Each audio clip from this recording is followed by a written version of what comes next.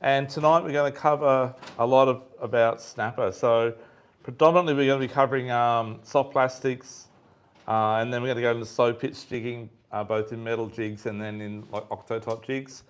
And then we're going to also talk about a bit about downrigger trolling as well with lures. I just need to know a show of hands on those specific types to work out how much we're going to spend on time on each subject.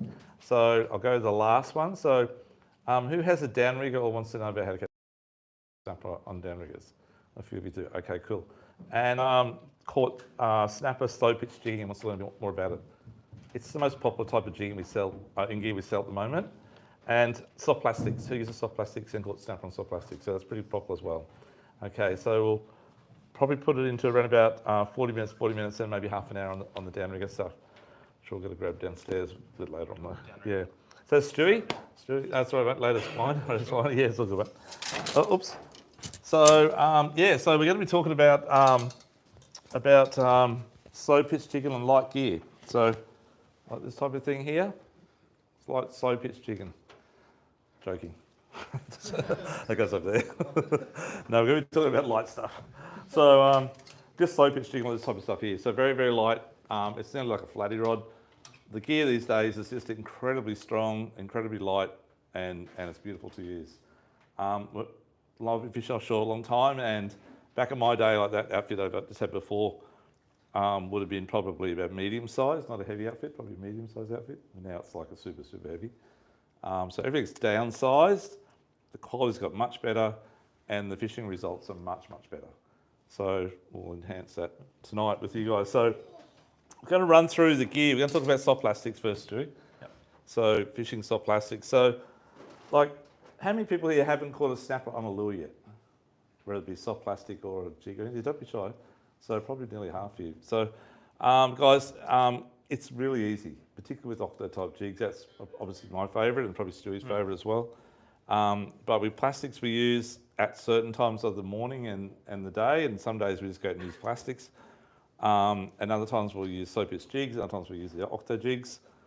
I find in the deeper water, I tend to like to use octo jigs because they get down quicker and easier. And the slow pitch jigs are okay as well. Soft plastics I don't use much out, say 100 metres deep. So that's the other thing I need to ask you guys. So how many people here have boats that are under 5 metres? Okay, and so say 5.5 metres and over. So probably most of you. Okay. So the people with the boats under 5 metres, have you fished the 36 fathom reefs at all? Show of hands. And anyone sort of want to give that a crack but a bit worried about it maybe? Okay, it's all good. Okay, so what it boils down to is we have good snapper fishing in close, but for some reason in close, they'll take plastics all right, but it's more bait fishing, okay? When you get out to the 36 fathom reef, they obviously take baits, but your lure fishing becomes much more easier. And when you get to 50 fathom reefs, which is 100 metres deep, 90 metres deep, it becomes real easy, but it becomes harder for you because it becomes deeper. But they seem to be more aggressive on jigs, slow pitch, octo, or even plastics. But the trouble with plastics is you've got to run a fairly heavy jig head to get it down there, okay? So it's all about presenting soft plastics like float lining Nelly. So the plastic has to waffle down like you use a half pilly for float lining for snapper. Same scenario, it's very slow going down, and they nail it, as well as the actual ones that stand there. But if you use a too heavy a jig head and go straight to the bottom with the soft plastic, you don't get as many results as you do fishing lighter jig heads. So I don't know how you find that, Stu. Yeah, you definitely don't get the quality of fish as well. So the way a reef is, all the little stuff always hangs around that bottom section in the cover, and those bigger fish have got no reason to be down there. They're up high patrolling for that dumb stuff that is either trying to get this way back to the reef or has escaped the reef. So as Dougie said, if it just rocket straight past everything and straight to the bottom, you get a lot of red rock cod and just vermin stuff. Whereas if it's up high for a bit longer, it definitely it's better odds of getting something decent. Yeah, we have some customers that come in that are really good at, really good at it. They fish sub 50 metres, so within 10 kilometres of the seaway, and their heaviest jig head's like 1/6 or 1/8. So it takes them maybe 2 or 3 minutes to get down to the bottom, but they get a lot of 80 plus centimetre snapper. So where a lot of guys will put a 3/4 ounce jig head on 5.0 and send it to the bottom in 40 metres deep and wonder what they catch a lot of red rock otters do, so, and stuff like that. And that's the problem. It's all about the presentation. So fish as light as you can. Fish it like you're using bait. Same deal. Even cast it up current, let it come down the current. But definitely a thread line's easier for soft plastics offshore because you can leave the bar arm open and let it free fall, right? If you're using a bait cast, if you're using 1/6 or 1/4, it's quite hard to get the momentum to keep going down nicely and look more natural. So you've got to either strip it by hand or put a bigger jig head on, but then you come back to getting the smaller fish.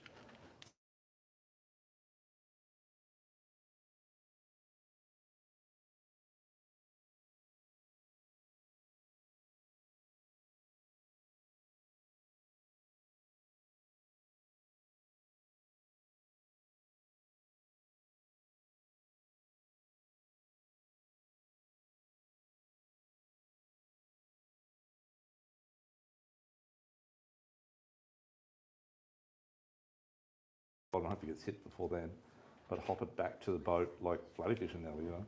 So it'll lift up and very, very gentle. So snapper are not like a aggressive hop. They're very, very slow, docile, sort of brim fishing type technique. And for those of you, anyone here fish more than Bay with plastics at all? Yeah, a couple of you do, yeah. So same scenario, it's very slow fishing, very slow technique. The size we like to use, the smallest I'd use out here on the snapper would be about a 4-inch profile, which I'll pass these around. These are very popular. Gulps are just, well, they're like bait. So does anyone not know what gulp is? So gulp is like it's a biodegradable product. It's made from potato starch and other products. And if you leave it out of the juice that's in that bag, they'll actually shrink up and go rock hard. And if you put water in there, they'll go all slushy. They degrade. So they're more or less like food, but presented like a bait, soft plastic. Work really well. I'll show you something. I'll just quickly hit this one here. When you're using any soft plastics, micro jigs, and also the octo type jigs, I have a tendency to like orange, and I think Stewie's probably one of his favourite as well.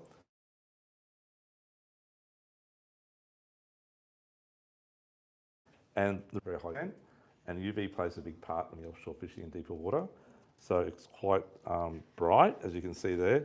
But if you hold some other colours up, like that, you can see the UV orange there as well, if you can see that. So it's like a nearly no-fail colour to use. So a lot of people like the orange in soft plastic, as we do, and they're also very good. So that's the 4-inch size coming around now. The next size we use, and on those we're using actually the jig head Stu probably. So the other thing when you're selecting a jig head for a plastic is you've got to think how much drag the plastic has. So the ones that are going around now, they're a minnow style, there's no tail, there's no drag, they're very hydrodynamic, so they sink very quickly. So you can get away with a lot lighter jig head. If you were to throw something with a massive paddle tail, say, it's going to take a lot longer to sink. So you can nearly double or use like a jig head 3 times as heavy, and it's still going to sink at the same rate. So. And it doesn't work as good. It gets caught in the current a lot, and it's not as nice. So I did bring actually one paddle tail up. That's about as big a paddle tail as I use. So a lot of paddle tails are huge on a lot of soft plastics. And that's probably as small as you'd ever, or as big as you want to use, sorry. But as Stu was saying, the fork tail or baitfish profiles are by far more popular to use for snapper. So then we jump up into like a 5-inch profile. Actually, they went around already, sorry. Oh, that wasn't there yet, sorry, Stu. Again, they're both fork tail presentation. Bite signs, we catch a lot of fish on this actually. Yeah. They're very good. And bang for buck, they're really, really good. We use these S tackle. These are like a buoyant type one, so they're a lot more nicer in the fall, in the column when they're sinking. They work really well as well. A little bit more expensive, but they're just a great lure.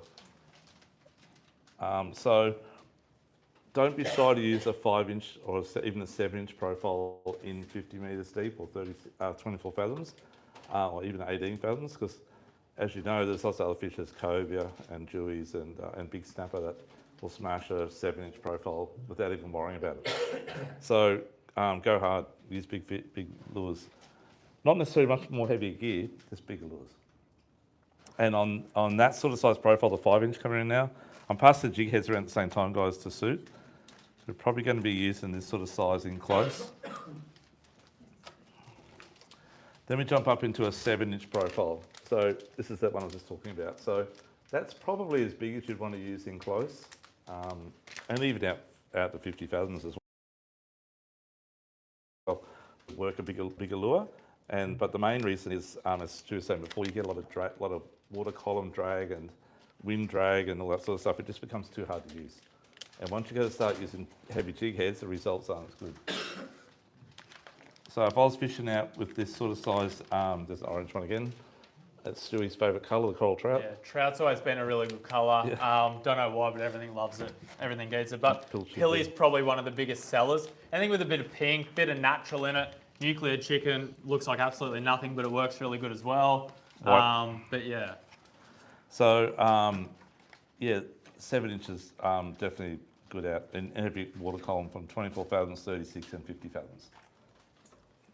But you're going to get bigger predators. Take it like kingies as well, amberjack. So you might get spooled in a little outfit, but good fun. Okay, the jig heads we're going to use on that. So if I was fishing out in, say, around that 80 to 100 metre mark, and obviously you've got a little bit of current out there, you've always got a little bit of wind, unfortunately, I'd be using probably no less than about 3/4 of an ounce to about 1.5 ounces max. On that size, mate, yeah. Are you still using that light gear? Yep. With this? Yep, 100%. Yeah. Stu uses lighter. Yeah, drifting into the current. You're not So, backing up into the current? no, we are. I'll do the technique in a moment, but yeah, definitely got to do that. Yeah. And if you're spot locking, you've got to cast up a mile. If there's a bit of current. Yeah, it doesn't work as good. Yep. Okay, any questions on that so far, folks? Okay. The next thing is scent, because we were talking about the plastics before we get to the next area.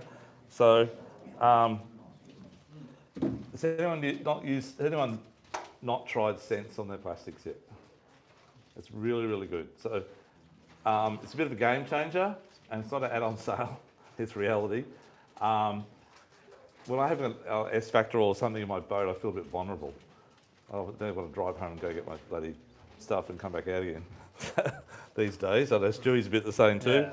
You're into that sort of one, but we sell lots of everything, guys. Gulp, gel, S Factor. There's all different ones downstairs there, ProCure, whatever. But the deal is, it's a bit like if say Gulp's not too bad. So if you're using Gulp, you don't need to use any of this stuff at all. It has its own built-in enhancers to get the fish going. But most plastics don't. They're just rubber or something of that sort of system. And the problem is, unless it's the action, they see the action, they'll obviously going to slam your lure.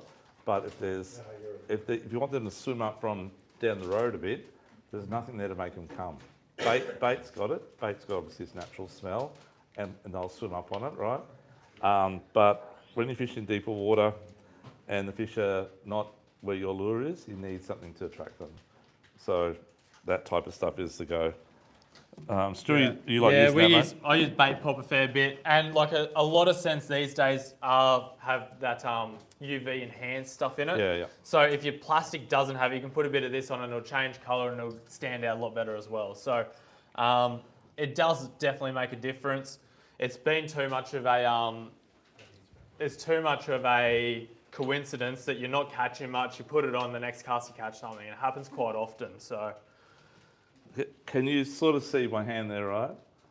Okay, with the UV light on it, sorry, in that perspective. And I'll just put a little bit of this on. Make sure I rub it off tonight. Can you see the difference there? So that's UV. So we can't see it, but the fish can see it, supposedly. Someone asked them. Don't know who. And it's that good a smell as well. It has a pheromone. So pheromone is like, Yeah, you that's know. right. There's a couple of kids We here. got that. So so it gets them going. But this actually S Factor doesn't have any smell at all, but it has the pheromones in it. Yeah. Yeah. Oh yeah, totally right. Yeah, yeah. It's good. Probably 20. Which one do you use? 20 good, but like I'll fish it for half an hour before I, yeah. So guys, just a couple of things to take in note is that when you're using soft plastics, if you get a hit on your lure and you miss it, or you get a fish up and it's sort of like pull the lure down and then you get the fish off and then you go put the lure back up. If it doesn't grip on tight and it's hard to get up there, always check it, just pull down a little bit. If it just falls down, you've got to turf it. Okay, it just won't work again. Gulps unfortunately have a problem of the guts getting pulled out. Other brands, McCarthy's and other brands we have downstairs, are very, very easy to only get one fish on or one bite and then their history. Z-Man or any of that sort of 10x material, stretchy type stuff, is a lot more longer lasting. That's a little bit more dearer, but you're definitely going to get more fish out of each plastic. Okay. Any questions on it so far, guys? Yep. So you're fishing the lures as a preference over bait? 100%. Yeah. Yeah. So like a lot of time we don't take any bait at all. Yeah. It's just jigs or plastics or whatever it might be. Yeah. No backup. But have a light bait jig in the boat just in case. Yeah. So guys, the other type of plastic you can get, which will work, and they're a little bit chunkier in the body, is like a curl tail, if that makes sense, on a profile body. So whether it be Nemesis in the gulps or squid fishes or that type of thing there, they also work. So when they fall, the tail becomes elongated and it becomes quite long, so the profile goes from that to that. So they look a lot bigger. So you can use a smaller body, but it's a big profile. So you can use small jig heads, which means you get more bites and you get more fish. But better in water that's reasonably deep. Now, the rod and reels to suit that, Stu. So we're using something in this sort of style, so different to the rod I showed you before. So these have got a bit more oomph to it. And the reason being with all soft plastics is when you twitch it, you don't want the rod tip to be too soft and bend down. So if it bends down and you lift it and the rod bends, but the lure actually won't do much on the bottom. So all the action's in the rod and not what's happening down there. So you want it to be, when you twitch it, it actually lifts the lure and not the rod tip falls. Does that make sense? So it's quite important. Not a super stiff rod. This is just an average rod, but not too bad. But you want something that's got a little bit of stiffness to it, especially if you're using those bigger jig heads like 1 ounce or 1.5 ounce. If a rod's a bit too soft, it'll just bend the rod straight away before it even does any of the action, before you start to work it. Reel size, I'd suggest, like I do use my little 2.5 and 3,000s out there in close, and I do use them at the 36,000s. I probably shouldn't because I've got much line left. But 4,000 or 5,000 size reels are a very good size to use. Braid wise, 20 to 30 pound. So Stu uses super light. I don't use nothing over 20. Nothing over 20, so I use like a lot of 8 to 15 pound. It's a lot thinner. I can get away with a lighter jig head. So less drag and fish a lot lighter. Yep. So the beauty of 4,000 size reel is you get 300 metres at 20 pound or 30 pound on the thinner braids. So definitely a better line capacity, and it just works nicely, feels good, easy to use, whatever. If you want to cast up, it casts a long way up. You can cast your plastic right up and let it come down the water column. And the other thing I suggest is the fish are reasonably heavy drag, because most of your fish, we'll talk about the bite zone a bit later, but most of your bites are in the bottom 30% of the depth, if that makes sense. So, which means you're getting down towards the gritty end of the bottom, which is the rough end. And if your drag's too loose and they hit it on the fall, before you know it, they'll rip off 10 metres. If you can say 40 metres deep, they'll have in the bottom really, really quick. And if you can say 100 metres deep, they probably might hit it at about 60 metres, would be about probably as high as they'll hit it. So you've got a little bit of coverage to get it out of the bottom there. It's a bit easier. But yeah, so you just got to have the drag sort of fairly heavy. So when you hit it, it hits, you're into it, and you try and hold him off the bottom if you can. Snapper, there's a few videos getting around, you see what snapper do once they're hooked up, and they always go straight between rocks and ledges and use that big hump header there just to dig their way through and grind your line off or nail their fish, whatever they think they've got in their mouth. So, yeah, they're quite good fighters, as you know. Stu, your technique, mate?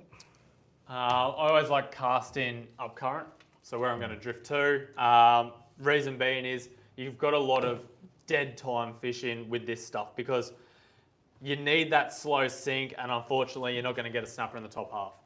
So you throw it out, let it sink down before you do anything. Multicolour braid is quite good because you can kind of half judge where you are.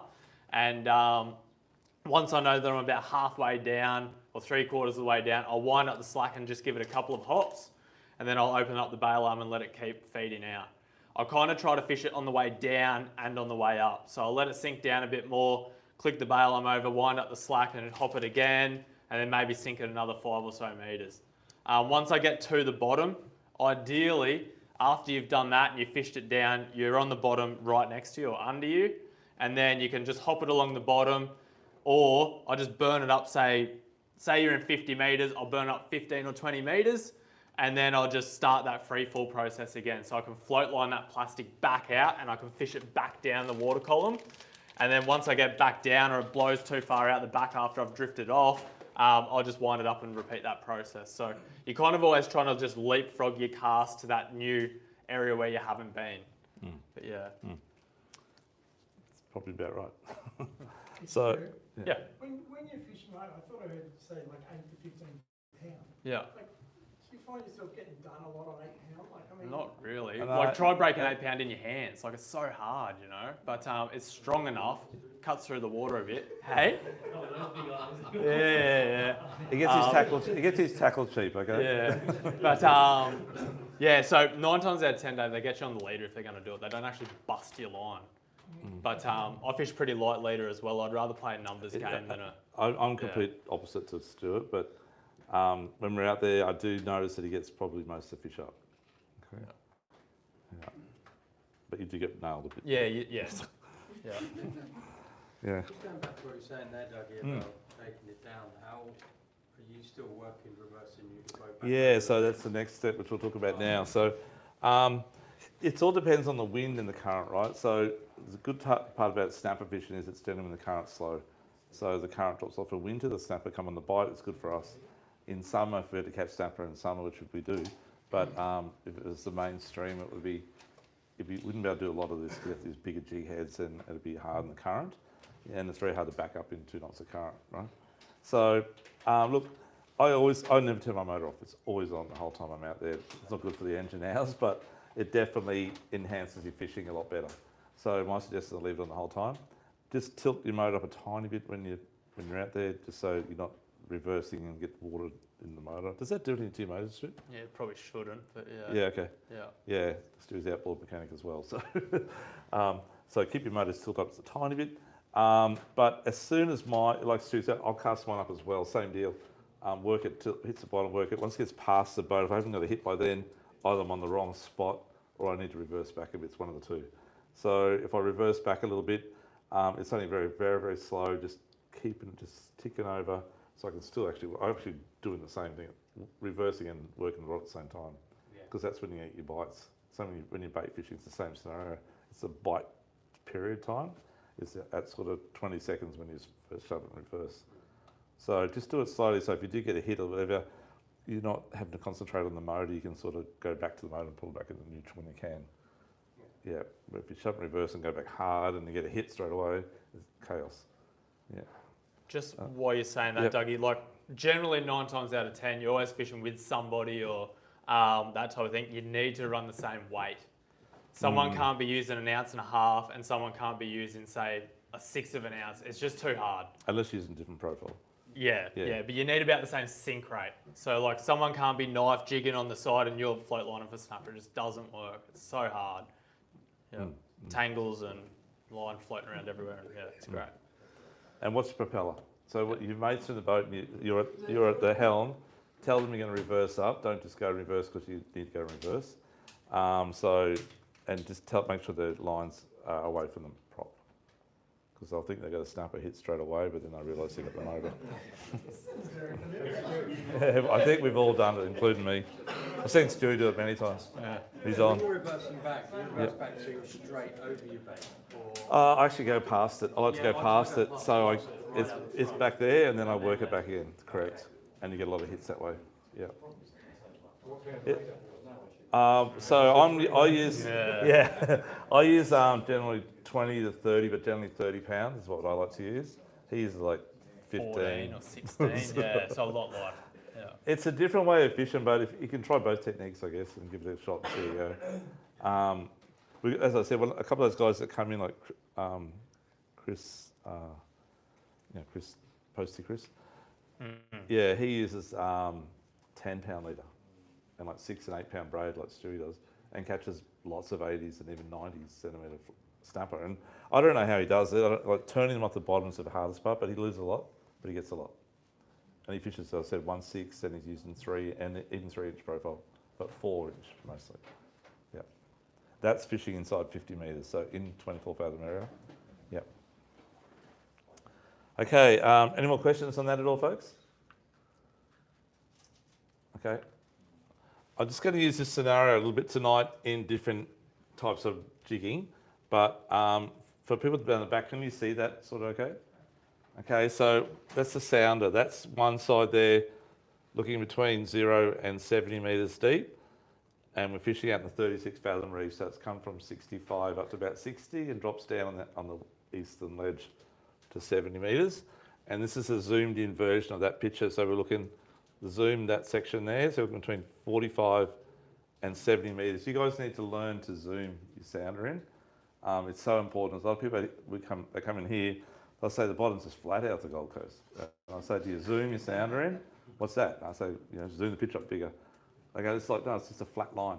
But they're 100 metres deep, and you could have a 10 metre rise that look like a pencil line, Yeah. So you've got to zoom in. It's really important. So between 45 and 70 metres, that's like that portion there, zoomed up. So now we can see the fish a little bit better. Before it's just dots.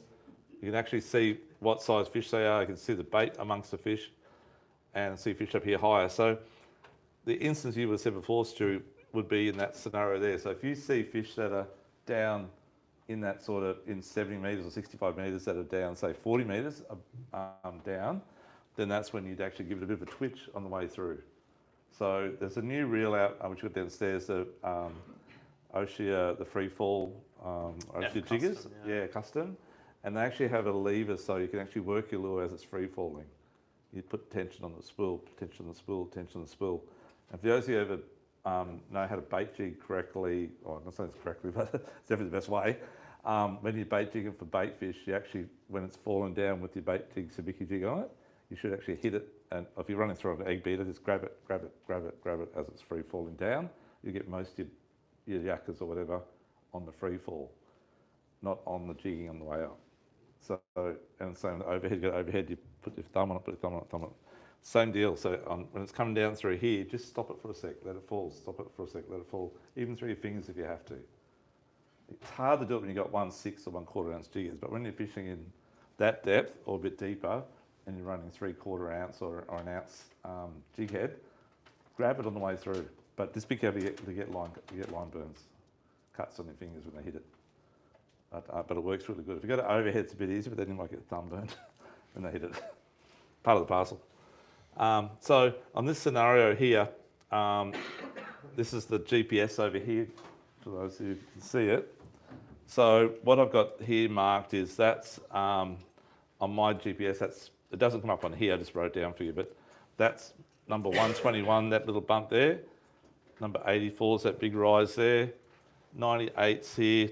99's a spot that's probably over here that you can't see. And the reason why I have those last two marks is because that's wireweed, which is that little yellow dot there. It generally comes up as yellow on your screen, wireweed. Okay, and wireweed holds like your pearl perch and stuff like that. I'm not talking about pearlies tonight, but we get snapper with the pearlies as well. So you work the wireweed on the drop off. But what you do, you start at the drift up here, and you work your plastics accordingly to each spot as you're coming up to it and drifting along. So if I'm drifting along and I haven't got a fish at that first spot there. I know I'm coming up this spot here. When I'm about here, I'll probably shove it in reverse because my back of my boat's facing that way and the drift's going that way. And I'll reverse back a bit, so by the time I sort of catch up to my line, I'm right on that edge there and I'm working that area next to the boat. Does that make sense? So you need to try and get that scenario. This here, that's a 50 metre scale there, just there. So that's sort of like about, I don't know, 400 or 500 metres long from there to there I've had my sound on super slow pulse rate. Not that I normally do that, but just on the scenario. That's why it's on there. And work in that area. So as I come up to each end, and once I got there, hopefully I got a fish on there. I know it's about 100, 150 metres to the next spot, and I'm only drifting that's at 0.7 knots, which is pretty slow. So I've got time to get that fish up and hopefully get back down again before I get to that spot or that spot, and then I'll drop down again. Same deal again, when I'm coming up to that edge, I'll throw my line out, I'm about here.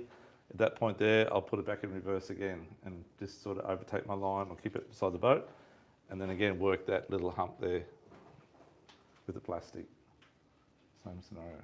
Does that make sense? But it's a little bit different to jigs because you're more or less straight down vertical. Plastics you can work away from the boat. Jigs you're working pretty well behind the boat or straight on down. So we'll talk about those a bit differently later. So we'll come back to it. So any questions on the soft plastics at all? Everyone's good? So 2,500 to about a 6,000 or 5,000 size reel. Different scenario if you're up in the reef. Up in the reef, it's a little bit different. Fish are more aggressive. You don't get many, we get snapper up there too, but you don't need to be as finesse. Stu wouldn't survive up there if he's light line, I don't think. Oh, I've still got a few. He'll hook a few. I'm going to land them, mate. But yeah, so that's probably about all we need to tell you, I think, in that scenario. Yeah. Yeah, try to fish a little bit longer rod just so you can get that cast up drift or up current. It's definitely all in that cast, especially if you're going to fish that real shallow water, particularly like up in Moreton Bay or down south. They're very flighty fish in shallow water, so that long cast is definitely important. Yeah, so if you've got, if you're fishing close here, say in that 35 metres, 18 fathom sort of area, we have a lot of gravel bottom and sort of weedy bottom. There's also, I reckon, sea urchin beds out here as well. So the snapper I catch have got sea urchins inside, and there's not much on the bottom. It's just like weedy stuff, but the sea urchins in there. And that's sort of, I'll show the marks later, but a little bit south of the seaway. And that area, I'm actually working like a long way back to the boat casting. Nearly like flathead fishing, but a lot slower, but working a long distance. So as I was saying before, with the overhead, you haven't got the glory of letting it free fall quite quick. So the beauty of casting with the egg beater is you cast it up, leave the bail arm open. Don't ever close the bail arm when you cast. Leave it open so it falls in the same area. As soon as you close it up, it'll actually pull the line back towards you, which you don't want because you're losing all that ground. And it doesn't look as natural free falling as well. How far up current are you doing? Say you're in. I'll try and cast the distance or the depth actually. you're trying So to get 40 out metres, yeah. cast a 40 metre cast. Or 50 metre even, yeah. Yeah, mate. When do you use spot lock? Yes, good question. Yeah. So winter's not too bad because the current's not too bad. So if you're on, say, that position there and get a little bit of current trickling, I'd try and sit the boat above about here and actually drop my line back with the current and work it back up. Or maybe cast back up to here. Trouble is getting it snagged up. So, but try sitting and working that part behind you. Because it's nearly vertical fall. You prefer drifting? Or If you're drifting, you can have it in like just slow, just ticking over. Like imagine in reverse, we're trying to reverse and keep the lines down. So the spot lock quadrant will just keep it on number 1 or 2, and not spot lock, but just slow turning. So in reverse, facing the other way though, turn around. So you're going actually backwards and not forwards. But if you've got current or any wind, it'll spin the boat around. Okay, so it's got to be the perfect scenario to do that. Cross current's not too bad. You can get that. Yeah. Yeah. If you're good at using your Minn Kota or whatever electric you've got, you can actually figure out what speed the current's doing, and you can adjust your boat speed to do the same. So wind's not holding you back, so you need to move the same speed as the current. And instead of any casting and stuff like that, you just drop your plastic rod at the side of the boat and you drift with it perfectly. You get less snags, you're fishing more actively, and you're covering a lot more ground by doing it. It's just a lot more direct. Yeah. Slow. Yeah. So one or two, mate. It's all based on the wind and current as well. But most of the people don't have. How many people have got electric motors on their boats? Quite a few of you have. Okay, that's good. So if you have the advantage of doing it, then do it. Otherwise, reverse. I think most of you reverse. Yeah. Okay. Slow pitch jig, Stuart. So different scenario now. So the rod's changed, as I've shown you before. We're using something like this style of thing here. So very, very soft tip, complete opposite to before. Now back to like whiting fishing, but with a strong little rod. And we're still using a 4,000 size reel, 1 for capacity and 2 for strength on the drag. These things, most of these 4,000 size reels these days have like, I don't know, around 12 to 14 kilos of drag. It's like crazy, you know, even more. So, and the rods are extremely strong, so they look super light. They look like they'll catch whiting, and they will actually, but they'll also catch a 10 kilo snapper. Okay, and as I said, they've got plenty of drag, so you're fishing a drag that's stronger than, say, the old 6.0 Penn Centaur. It's actually as strong as a TLD 25 nearly on these little reels, which is quite a fair bit. Oops, wrong way. Can't see that, Stuart. It's for you to do. Sorry. And I'm just going to get Stu to hang on the end here and show you how strong it is in a sec. These are just a basic Gamoku rod, and but they're very, very good bang for buck, probably the best on the market. And just really, really strong. Yeah, so They've got heaps. they've got heaps. Yeah. So when you're fishing these sort of lures, that's actually quite strong up there, by the way, quite really strong. That's the sort of drag. We'll leave one done downstairs with the drag on. You can play around and see how hard it is. But when you're fishing on that sort of rough territory for snapper, especially with these sort of things, they fall a bit faster, and you're going to hit down that bottom area, you need to pull them out of the bottom. So fish a fairly heavy drag. And the other problem with fishing light is you just don't set the hook. You need to set that hook. Although the hooks these days on most of these jigs are so sharp. They're so sharp. And quite small, but it's very, very strong. So that's the spin version, the overhead version, Stu, we got there. So this is just a little Gempu in the Shimano range. Yeah. So same type of rod. Yep. Again, very, very strong. And there's a lot of drag on there too. Yep. Yeah. So that's the sort of thing, and the free fall on these is very, very good. Not good enough for soft plastics in a lot of scenarios, but definitely very good for all this other stuff. Yeah, it's a lot easier fishing a jig down in particular with something like a bait cast. You can always just put your thumb on it, or you can just click it into disengage the spool. If you do get a run, you can just turn the handle, you're engaged and you're fishing. So you don't really miss too many. If a decent fish does eat your jig or your plastic on the sink with a spin rod, sometimes it's hard, you know, they're taking line at it fast and you're trying to click the bail arm over and you're kind of flustered and stuff like that. Yeah. But this is just easy. Yeah. Wind it, click it, you're in gear, you're fishing. Yeah. That's it. It's very good. Very easy. And there's, believe it or not, there's 200 metres of 20 pound or 250 metres of 20 on that one, and about the smaller version still has nearly 200 on it. A lot of people don't like single handles, so like the big Doppler handles. As again, it's very powerful. It's quite big in the handle diameter. But that's the sort of things that we're using. Okay, jigs. So, like, it's all dependable on where you're fishing. So, a common thing is 1 gram, 1 metre. So 20 grams, 20 metres. 40 grams, 40 metres. 60 grams, 60 metres. And try and stick in that within about 50% either way, depending on the wind and the current. So if you've got no wind, no current, and you're fishing 65 metres and using 60 gram lures, you could probably get away with a 30 or a 40 gram lure. And if it's ripping hard and there's strong current and whatever, you could probably get up to about a 100 gram lure. But over that, in that depth, it sort of doesn't work for some reason. And then out in 100 metres, it's the same scenario. 200 grams is about as heavy as we use in slow pitch out in the deep water in 100 metres. But we try and get away with about 80 to 130. So it's sort of like 30 to 50% either side of that size. So easy way to remember in your head how to do it. So, like guys, there's so many different jigs on the market. They all have similar action. One's either a little bit of a dart type action or one's a slow fall and flutter type jig. Flutter type jig to me, I don't know you're about used to, but that's my go-to. I get a lot more results, a lot more fish strikes, and a lot easier to use. Gentleman's jigging. So the one, I think that darts away, you've got to put a bit of effort into it, right? But once that flutter, you just lift the rod up and down. It's quite easy. Slow wind, half turn, full turn, whatever you want to do. What Stu's doing there. But I'll pass a few around from the smaller sizes, working our way up to the bigger sizes. And I'll do the flutter style first, and then we'll do the longer style.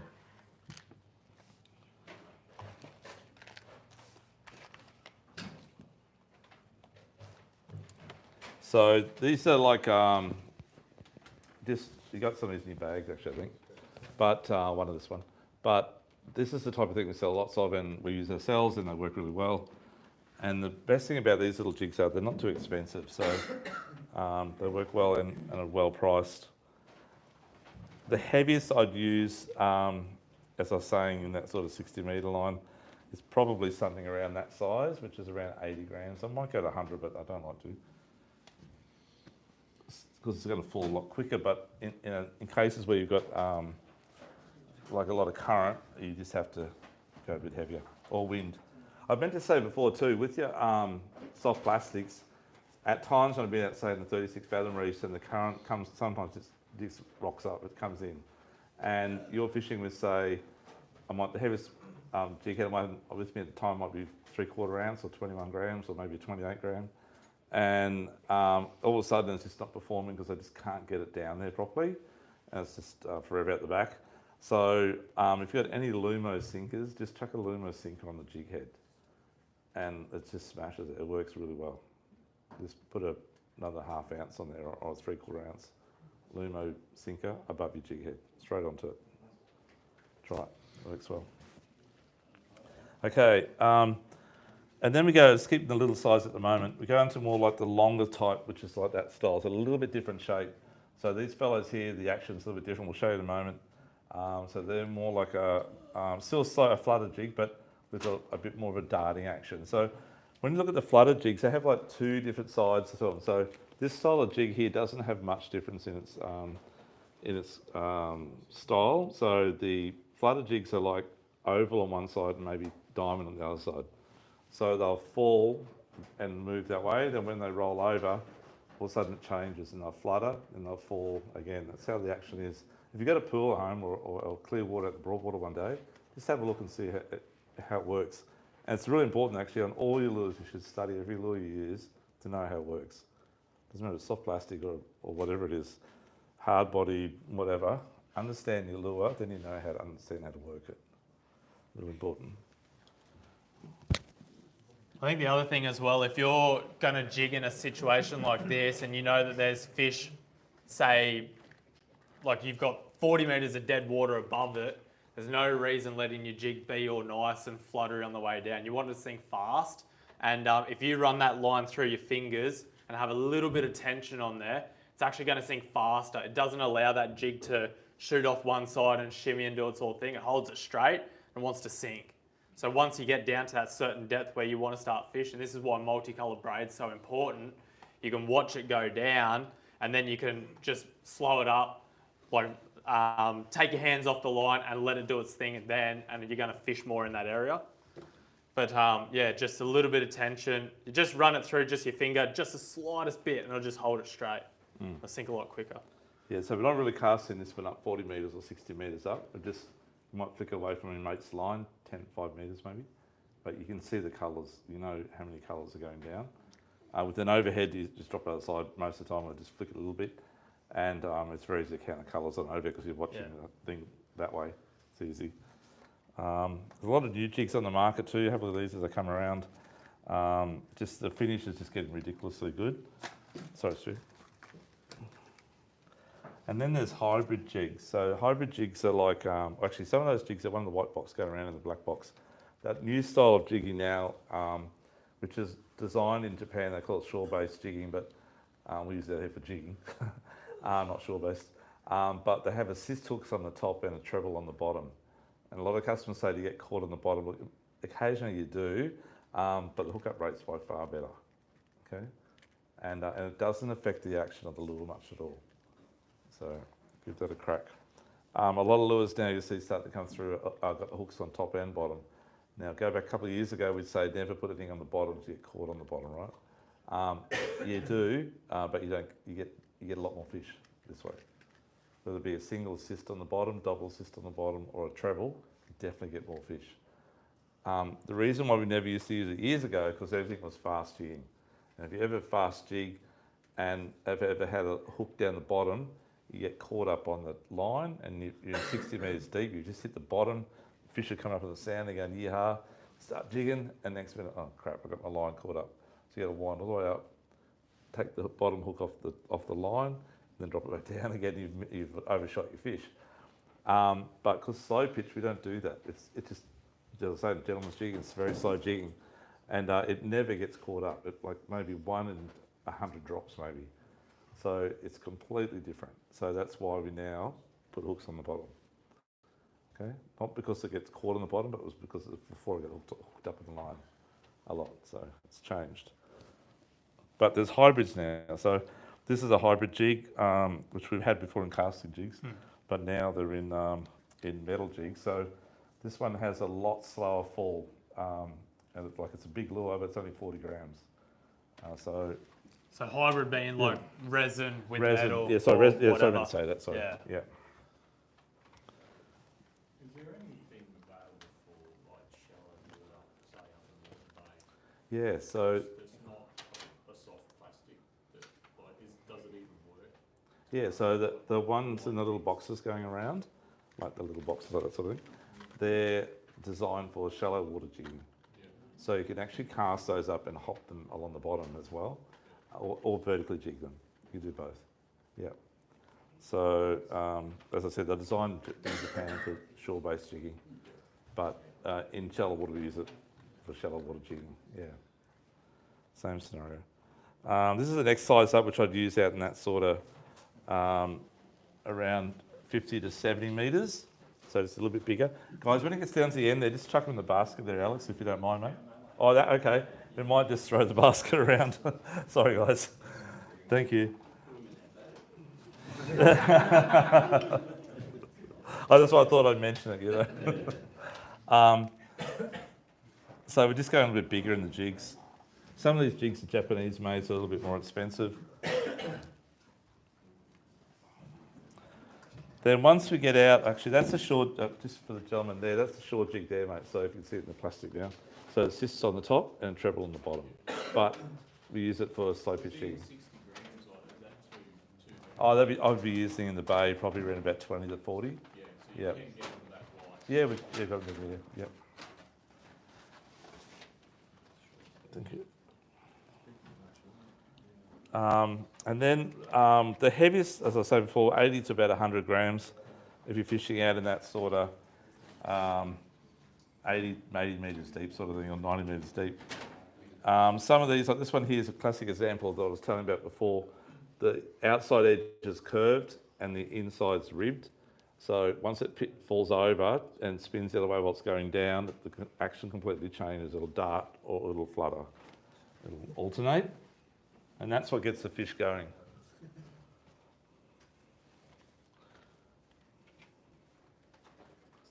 Something like that may be right in there as well. That's a little 20 gram, but it's a super wide flutter style. The slow bats, which got downstairs as well, they're really good as well. Yeah. They're quite a very wide profile for a light jig. And the heaps of action in that shallow water. That's a smaller version of that one. That'd be a really slow sinking one. Very slow sinking, yeah. So you'd use that up to about 20 grams, you'd use that to 40 metres deep or 50 metres deep.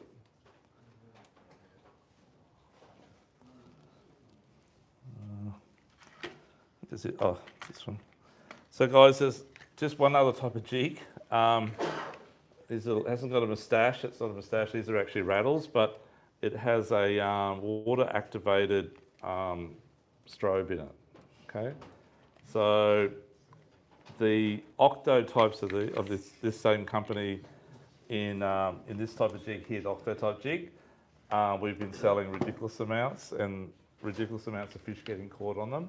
The slow pitch jigs are just going to start coming into effect now, of course, because guys have been using those on the pearlies, but now we'll start using these on the snapper. But it's water activated. Let's grab the back there if you can see that. It's a bit hard to see. Just play till it comes around here. You don't need to wet. You've got enough sweat on your fingers to make it work. But it definitely attracts fish. Yeah. That's good. Your slow pitch technique for snapper, is it similar to pearlies, which is a slow lift? Yeah, Very slower slow. lift. You want to focus it more in that area. Yeah. They don't like that real hard rip. Yeah, but it's weird. Like we've caught snapper knife jigging for kingies and stuff like fast. Yeah. But they only eat dressed hooks. You very rarely get them. So I don't know if they eat the little fly thing or what. But yeah. That's the funny thing about snapper. You know, many times we've been jigging for kingies super fast. On the 300 gram jigs, they're like 40 centimetres long, and catching 3 or 4 kilo snapper on them. I got one on your Dougie jig the other weekend. Did you?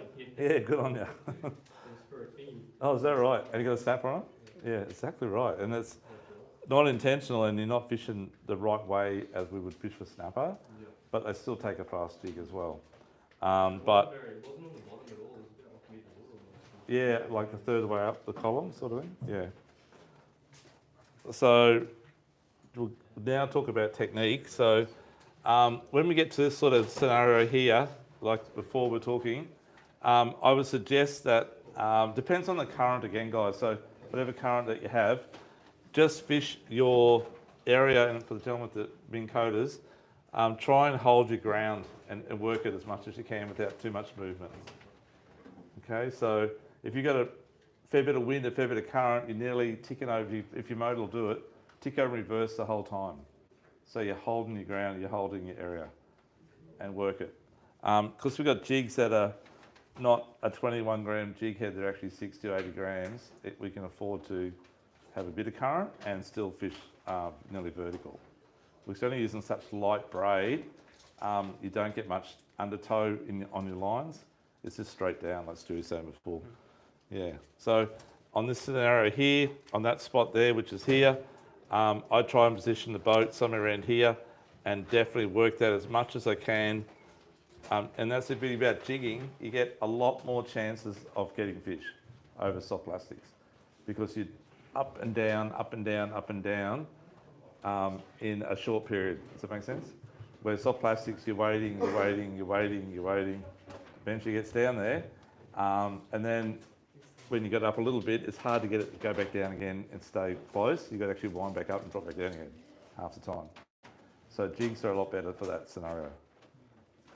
And when we come to the octo jigs at the moment, they're even easier. Okay. And are you in the, again, you're not on the bottom, you're in the... I try and work this column up The here. column there, Yeah, I yeah. will drop it to the bottom, hit the Oh, you bottom, will? and then work it back up. Yeah, right. Yeah, always. And a lot of time you'll get a hit maybe like just a metre off the bottom. Like it's just, you know you're about to hit the bottom, and it'll just spin out real fast. You know you've got hit on the way down. As Stewie said before, if you work it on the way down, like I was saying before earlier too, you get hit sometimes on the way down, as, up in this area here. But definitely you'll work it back up to at least, say you're 7 colours out, I'd work it back up 3 colours at least. Yeah, which is 30 metres, yep, off the bottom, in 70 metres. About the same. Yeah. Yep. Yeah. It's always easier if you get to the bottom because there's somewhere to work off. It's a reference point. Yeah, otherwise you might have 7 colours, but you might have undercurrent. You don't know where your jig is or your lure Sometimes is. you get a bow on your line Yeah. too. Yeah. Yeah. So yeah, so guys, just a quick one. If you're getting a bit of current comes in, like I was saying earlier, and you get a bit of a bow in your line, just up the ante. Go from a 80 gram jig to 130 gram jig.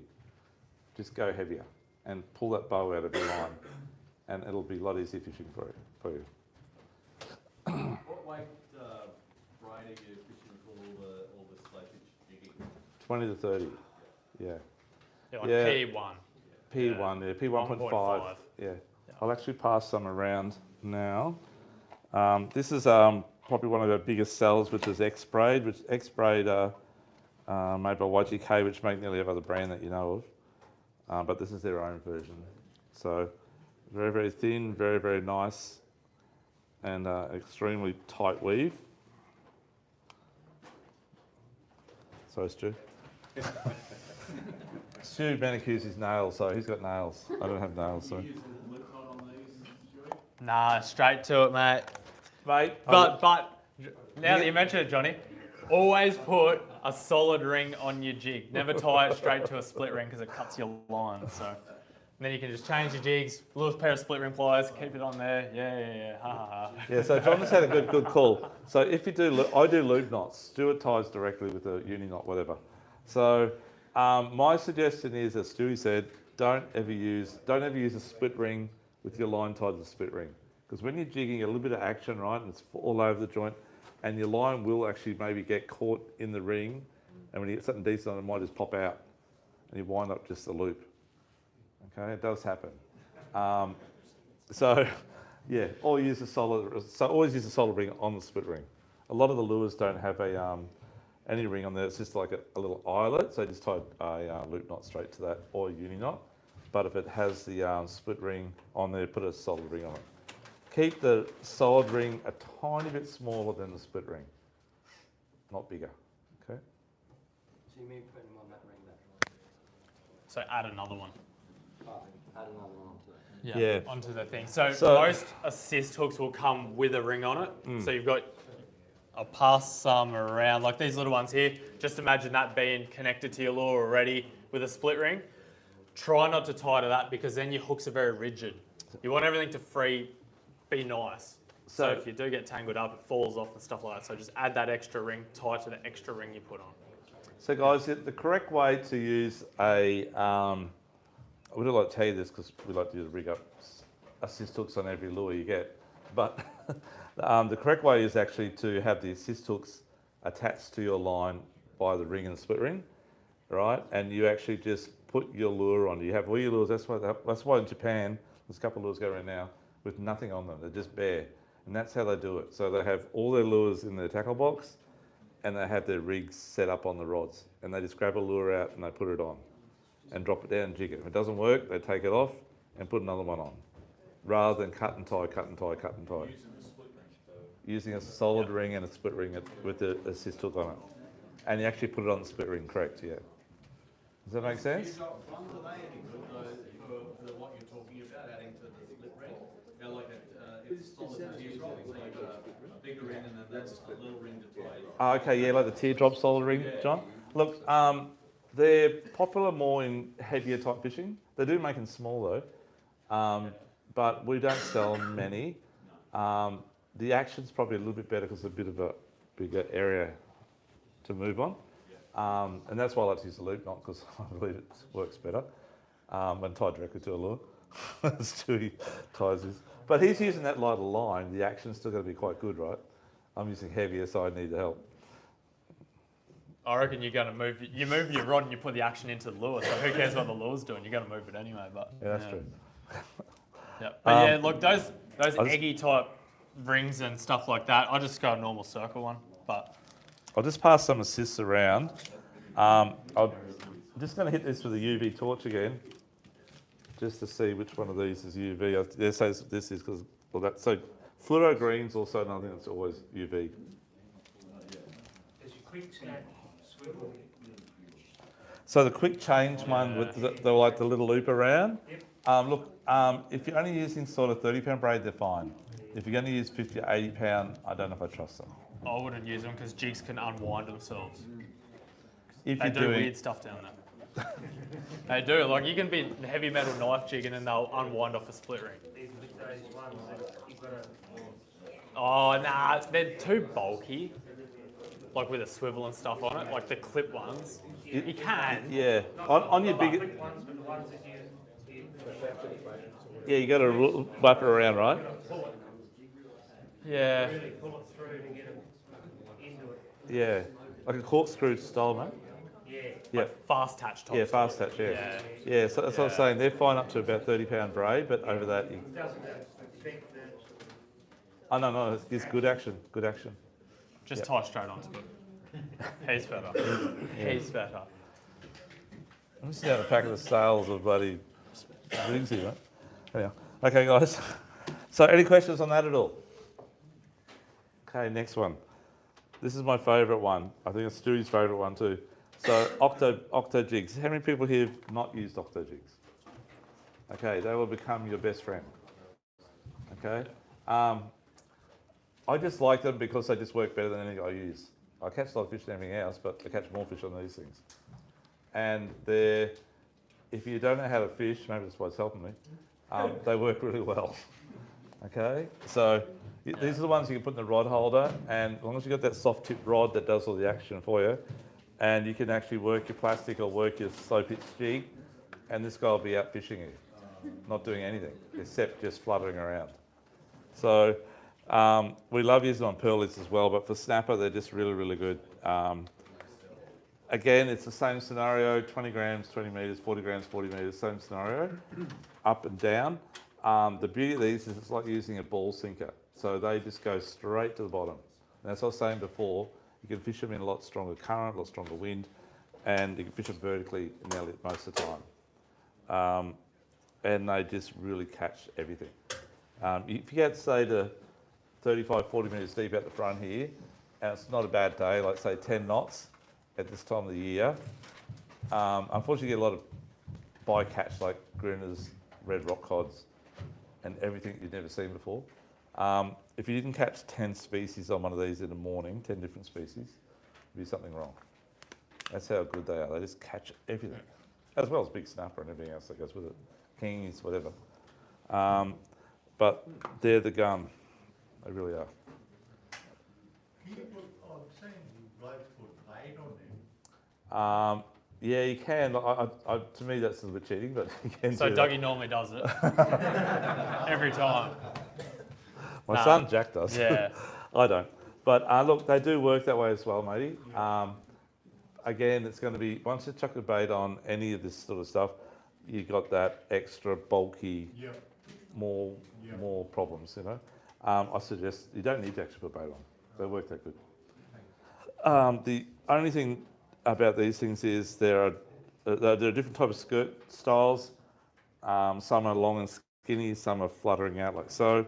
And there's different head styles. So now there's tungsten heads coming out. So tungsten heads allows you to fish a heavy lure in a lot lighter, a stronger water, stronger situation. So stronger wind, stronger current, it gets down the same as a 60 gram and 60 gram, but the head difference is way smaller.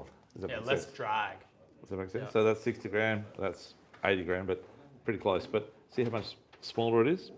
So you can fish a lot worse conditions with a smaller profile, and it's the same weight. But tungsten's extremely expensive, double the price at least. Okay? The downside of it. But in the jigs, look, the people always say to us the hooks are too small. For those who, obviously people have used these, I guess, in the crowd here tonight, but every fish you catch nearly, like probably 80% of them are lip hooked in the lips. They're never down the throat, rarely, unless it inhales the whole thing. It's always lip hooked, and that's the idea of the hooks being so small. They're very strong. I have broken a couple over the years, but not many. And they hook in the lips, and you never miss. They smash it. Okay. Pass a couple around, you can get the gist of it.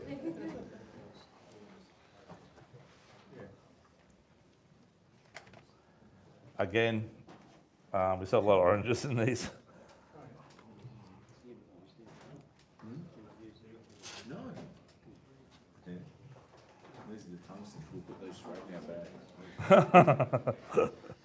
Yeah, that's that one. So guys, as I was saying before, weight-wise, so as I was saying, depth of meat is about the average weight. But we do use bigger ones than these out deeper water. I don't know if you know this, you do catch snapper out to about 300 metres deep. So if any of you guys got big enough boats, you do go deep dropping, you can jig out there as well and catch snapper. And the snapper out in that depth are average around about, we get them on long jigs all the time at the jigging for kings actually. But The snapper, they average about probably 4 kilos or 3 kilos. It's not much under that size. They're always that size. But you can get jigs that are up to 500 grams in that style.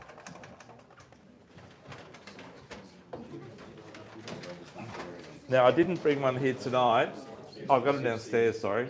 But just quickly, guys, just to let you know, that it's very popular now, guys using little electrics for jigging in deeper water. So if you're fishing in that sort of, or even 60 metres, but 80, 100, 200 metres, then want to jig for snap or whatever.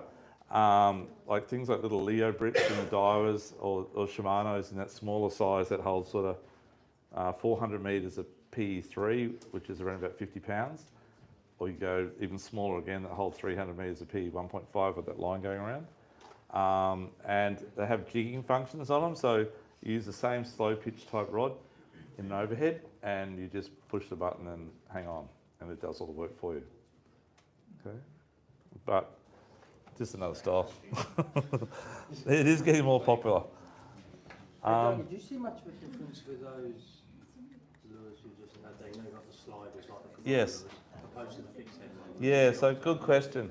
That's a good question. The gentleman asked, sorry guys, the gentleman asked about the those octo jigs going around. Some have a fixed head, which means the skirt doesn't move away from the head it's attached, and some have the head slides away from the skirt. I find that the head slides away from the skirt's better, definitely. That's, I don't know about you, Stuart. Yeah, definitely, 100%. Definitely better. I believe that it sort of pulls out a little bit and it looks like a weight, then it pulls back in when you pull up, right?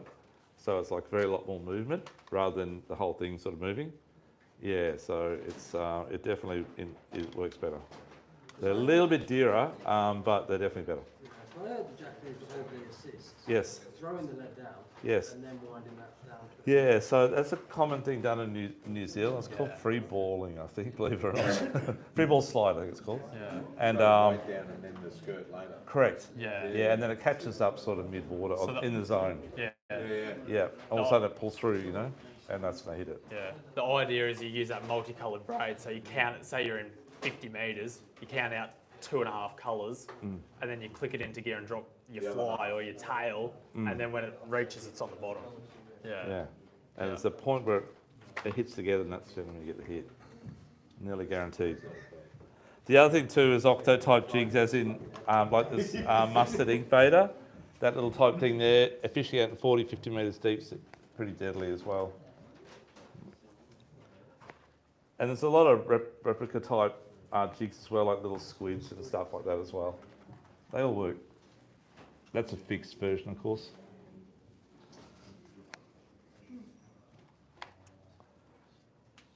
And you get big octos as well. Again, you get these up to about, I think, 300 or 400 grams.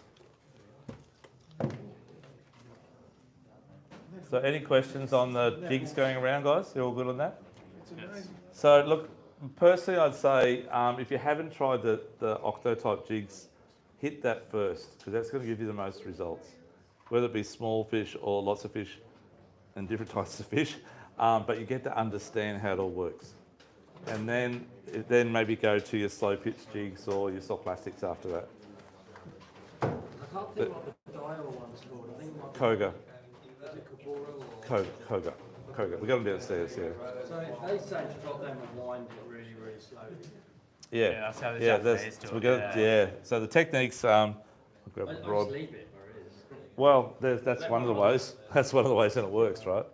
So yeah, techniques on using those ball jigs. So it can vary massively, guys. So if I'm fishing out of the rod holder and just the weight of the jig, it's just going to do that in the rod holder itself, and it sort of springs up. Depends how heavy you're using, and all of a sudden they're on there. That's how it works. Or you can just do slow pitch, just lift it and wind up half a turn, lift it, wind up half a turn, let it fall at the same time. Or you can do, as the gentleman saying, then just burn it up slowly. Hit the bottom and just wind it back up, and I've caught a lot of fish that way as well. Stewie, I don't know what your technique is. Thanks, mate. Sweet. I kind of like, I like Yeah, to you let twitch- it hit you the bottom. you I flick twitch it, yours. so I kind of go a long, slow draw, so up, and nearly at the top of the pull up, I'll go flick, flick. So I'll shake the slack. I'll try to flick the slack, and then I'll wind up the slack, but I'll let it sink a little bit again. My thing is it makes it look like a little squid leaving the reef. So it's kind of draws, they're slow, and then a little dart, and then a sink back down, and then you meet it halfway. And I've worked them up. We've fished 120, 130 metres, and I've caught pearlies like 45 metres up, and they've followed it up. So, I mean, you can work it all the way to the top, but yeah, it's amazing. They just keep following it until they get to it. Yeah. But the biggest thing is with this type of style, you have to use the light rod. I mean, all the other stuff you could probably put to a heavier rod and make it work. Just fish these things on a lighter rod because as you've seen with the ones going around, the hooks are so small. You just rip them out or bend them if you do use that too heavy rod with too heavy a drag. Yeah. Yeah, but very, very productive. Yeah. Yeah, that technique Stu just said before too is very good on I didn't say earlier, but on those slow pitch jigs. If things are a bit quiet, it's not happening, just wind it up slow, work it up for maybe 2 or 3 lifts up, and then actually shake the crap out of it. Shake it, shake it, shake it, shake it. Then just free fall and drop back down again. As soon as you open the bail up or free spool your button on overhead, they'll hit it. They come up, they look at it, and as soon as it falls, they just grab it. Yeah. Okay, so any questions on those at all? So those fellas were working the bottom even closer because it's just straight down. They're working straight above the spot. If you got electric or you're backing up. Backing up and hold yourself on the spot if you can. You'll still get fish drifting as well, but try and hold yourself on the position. Yeah. So Doug, when you position this boat, so if it's drifted from northwest to southeast on that diagram, you're putting the bow below. Bows going that way. That's right. You're reversing the track. That's right. Yep. Current, so Yep. to speak, to keep yourself. Correct. Yeah, correct. So sorry guys, I'll just run you through on this scenario. So let's just say we started soundering here, right? That was back over here before, and we've gone over all this ground. And what I do is on my GPS, as I say always, I never take the tracks off. So my GPS looks like spaghetti bad spaghetti. Lines over it everywhere. I try and alternate the colours maybe for different seasons. So I use blue for snapper. I think I use red for mackerel and wahoo and stuff at pelagics. I change my colours and I know what I'm chasing at the time in that area. But generally you'll see like this scenario where you've gone back up for another drift and you do like big loops. Don't ever drive back over the same area as you're fishing. If you're going to go back up for another run, I believe you should go around, keep the sounder away, and then do another drift through it again. Okay? So we sound over all this, and I've marked those spots sometime over time. So the reason why the numbers are different, 121, 84, was because it's a different time I've marked that spot. And then maybe another time I've gone a little bit further and realised, hey, there's another little pinnacle here, so I've marked it at a later date up the top here. Those two that I've marked close together because I've found that wire weed and worked at one time. So what I'll do is I'll generally, if the current, I'll do a dead drift. I'll stop about here somewhere away from my reef and I'll rock up to the spot. And I'll do a dead drift just for maybe 2 or 3 minutes, get my gear ready, and I look back at my sound, I zoom in on the plotter so I can see which way I'm drifting quite quick. Not saying quick in movement of the boat, but quick in seeing it. And I'll think, okay, I've drifted not far, I've only drifted maybe 200 metres in 3 minutes or 4 minutes, which is going to be 1 drop or maybe 2 drops in that period. So I'm drifting at 0.7 of a knot. This is just a scenario, 0.7 of a knot. So I think, okay, I'm going to start right out on the edge out here. I'm going to go straight to here because before my plotter, it's over here somewhere. I've drifted in that short period while I've waited to see what's going on. So I'll go over here and I've drifted on that angle, the same angle as that. So I'm going to go over to here and I'm going to drive up on that same angle and I'll zoom out a little bit so I can see the fake drift I did and I'll try and run parallel with it. So no, that's sort of the way I'm going to drift, right? And then I'll just keep going up and up and up and up and up and up. And that's the only time I drive over the reef is the first time, unless I'm going to move. So I'll drive up and up and up and up. I'll get to here, which is back here somewhere. Oh, actually, yeah, it's here. Oh, sorry. reverse here. It's the other way around. But I'll start it here and work back to here, but that's the reverse. But that spot there is that spot there, and then it's flat and there's nothing happening. So I think, okay, I'll stop here. I won't go too far because it's taken me, 3 minutes to drift, whatever it was, 40 metres or 100 metres. So I don't want to go too far because you're going to drop down, nothing's going to happen. You want to drop down very close to your spot. That'll eliminate 2 or 3 minutes of wasted time. And then I'll drop here and I'll work that spot straight away. And hopefully my drift is the same angle as I drove up on. And the reason why I drive up the whole length of the reef is to see where the fish are. Some days they're there, some days they might not be in that lump, they might all be around this area. So that's why I sacrifice one sounder across the whole lot the first time only. Okay? Whether you want to turn your sounder off after that, that's up to you guys. Look, some people say that it scares the fish away. I've got a lot of fish with my sounder on, so I don't worry about it, The only thing I will find is that if you're going to lose fish or they're not going to bite, it's because you've lost a fish. Fish talk. Definitely they talk. I know, they do, trust me, they talk. And some have got big mouths, let me tell you. So, what you might do your first couple of drifts and you're smacking them, and then old mate next to you loses a good one and you think, oh crap. Not because he's lost it, but because he's going to tell his mates. So your next drift you go up again and they just don't bite. It's just the way it is. So get used to that. You can't do much about it. And pearlies are really bad for it, so are jewies. Snapper aren't too bad, but pearlies and jewies are really bad for it. So I'll do maybe 2 drifts. And my third drift, I've got a few fish. My third drift, we've lost it and we got down to here and it's just nothing happening. So then I'm out of there. I'll go to the next spot. I might come back later, maybe. The other thing to do is bite periods, which I want to talk to you about. But bite periods are really important for all fishing. So whether it be at 10 o'clock in the morning, if you got it there and crack of daylight, you're going to get fish right on daylight for sure.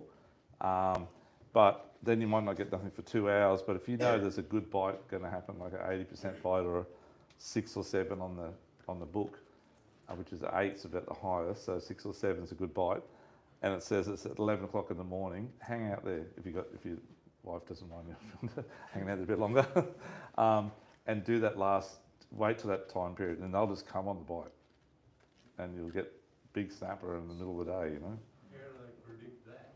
It works on moonrise and tide. It's normally 2 hours after high tide. It seems to be the bite time. Yeah. Rising tide or? 2 hours on the run outs best. 2 hours after high. So if high's at 10 o'clock, the bite would be about 11:30 to about 1. That's how I sort of find it. Yeah. I bite other times too, but that's the main bite. Sort of. Does wind direction come into play? Yeah, it does. So northerly's not that good, no. So northerlies are renowned on the Gold Coast for being a terrible wind to catch fish. I've caught good fish in with northerlies, but not as much as, say, a light southerly or something like that. So I find in close this time of the year, you get a good bite with the southwest in the morning. If you get that southwest northeast sea breeze, that's the perfect scenario. But if you've got a howling northerly that's blowing 15 knots when you get out there and it's straight north, not even any west, it's north, that's like really hard fishing. Even the good bite time. But I noticed windy, like they change, so they're based on the barometer. So you might look ahead 3 days on the windy app and it'll show you, like this weekend was actually quite good. It was a classic example. It's like 85, 95%. Saturday, Sunday, now it's only Saturday at midday, 1 o'clock, it drops down to 50%. That's right. Okay. Yeah, that's right. That's right. And there's a little bit of a low maybe forming because there's a bit of rain coming. So it changes based on the barometer as well, the bite period. But generally it's based upon moon and moon rising and tides, high tide. So anyhow, remember to just have a look. You can actually just jump on for free online before you go out. You should do 3 things before you go out. Check the swell height in the morning. Have someone's got good eyes that goes with you for whale alert, so you're gonna hit a whale in the dark, that is, and definitely check the swell and just check the wind at, say, Point Lookout or down at Tweed Heads, because that's out like on the 36 fathom reef in the parallel. So it gives you some idea what the wind's doing out there. When you look at the seaway, it's only blowing 8 knots. It's from the southwest at the seaway, it's probably blowing 20 knots out there, southwest, which is ugly. So strong westerlies are hard wind to fish as well. It's very rough and ugly and cold. Sorry? Your barometer. Yep. What pressure? Like under about 1,012 is going to be hard fishing. Yeah. They reckon the higher the pressure, it feels like it's pulling the scales off them or something. Oh, is that right? Yeah, yeah. So what I've been told, I don't know how they work this out. They ask the fish again. But apparently a low, once it drops down below 1,010, the pressure, it makes their bellies feel full of fishes on them. Yeah. And they feel full, so they don't eat. Right. And a high, I'm not quite sure how that works, but once it's better in 1,020, they just go into the sort of hungry mode. Yeah. So the higher the better. Not too high though. It gets too high. Too then high, They don't too want to eat high. it. 1,024 is about probably the max you want to fish. Yep. Yeah. So 1,000 and say 15 to 1,025 or 24 is the honey hole. Read something about 120 plenty. Yeah, 120 plenty, that's right. Fish at plenty, 120 plenty, yeah. That's right. So 110. there's a lot of science to fishing, and the better fishermen know all those little secrets that we're talking about. Yeah. We're still learning it, aren't we? Still? So this scenario here, it's also blowing. I forgot to tell you about this part. You've got to allocate current and wind.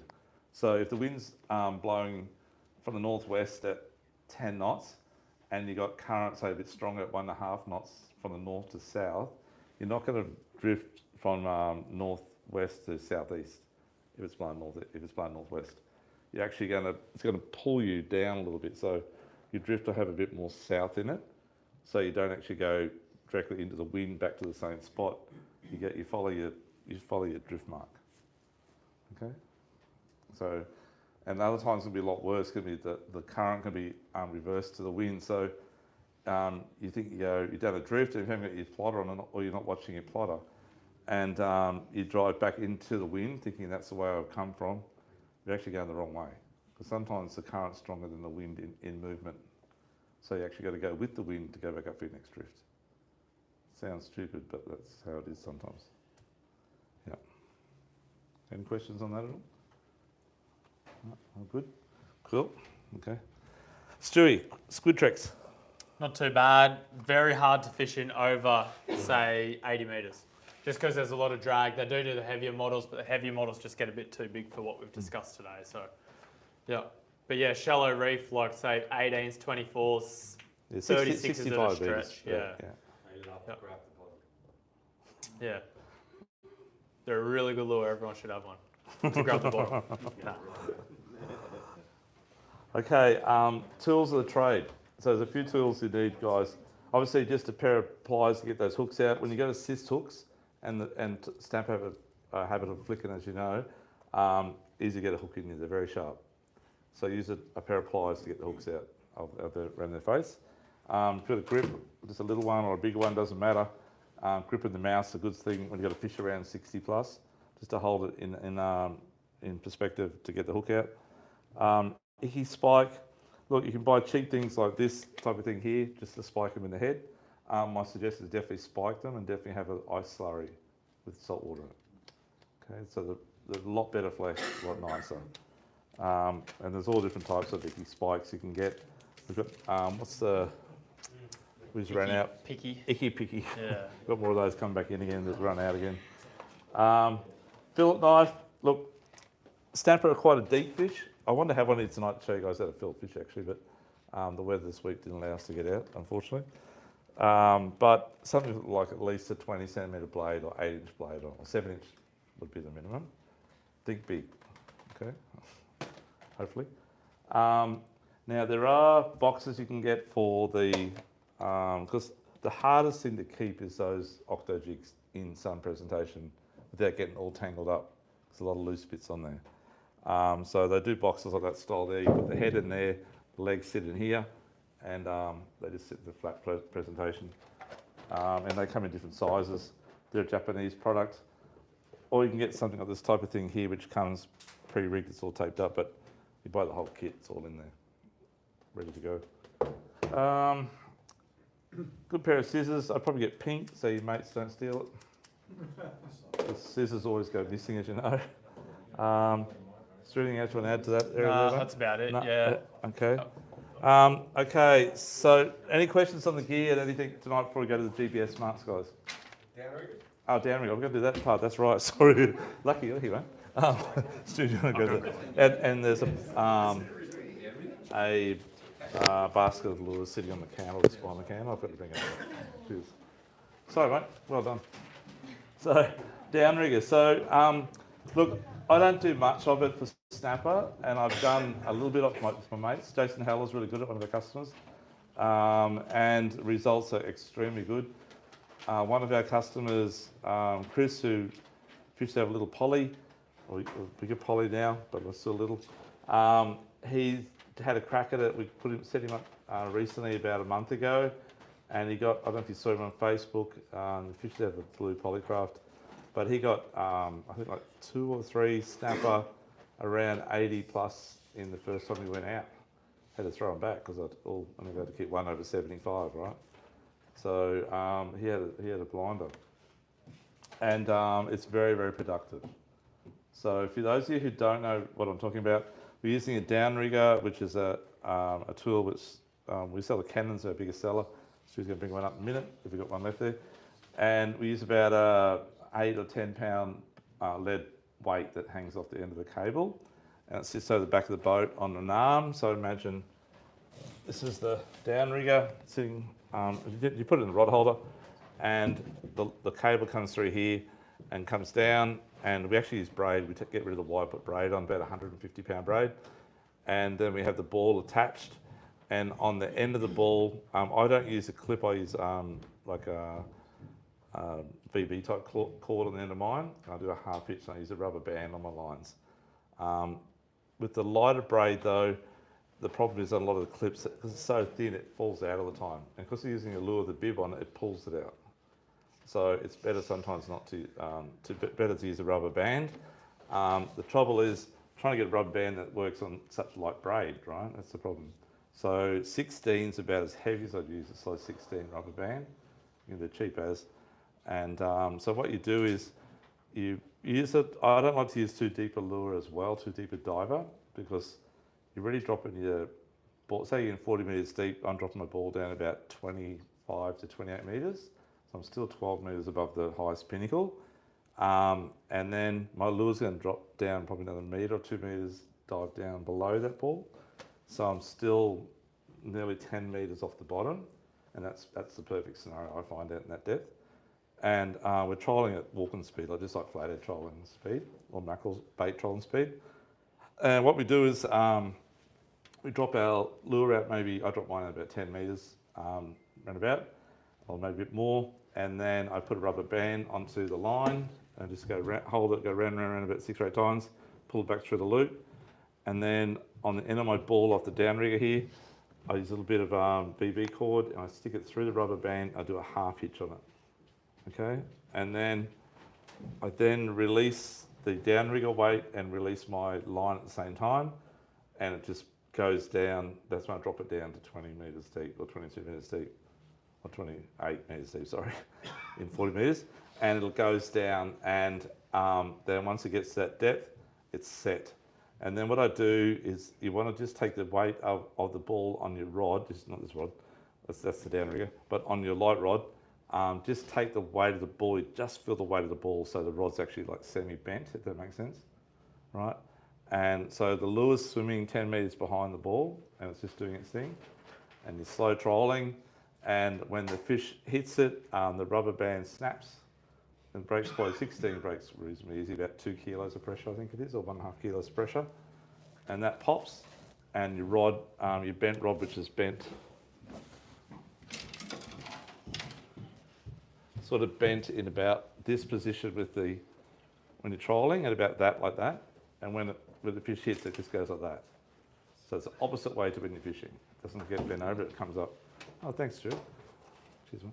And then you're on. The thing is though, with all downrigger fishing, you have to wind fast the first 2 to 5 metres, or 10 metres maybe, to take the slack up that was between That, if that makes sense.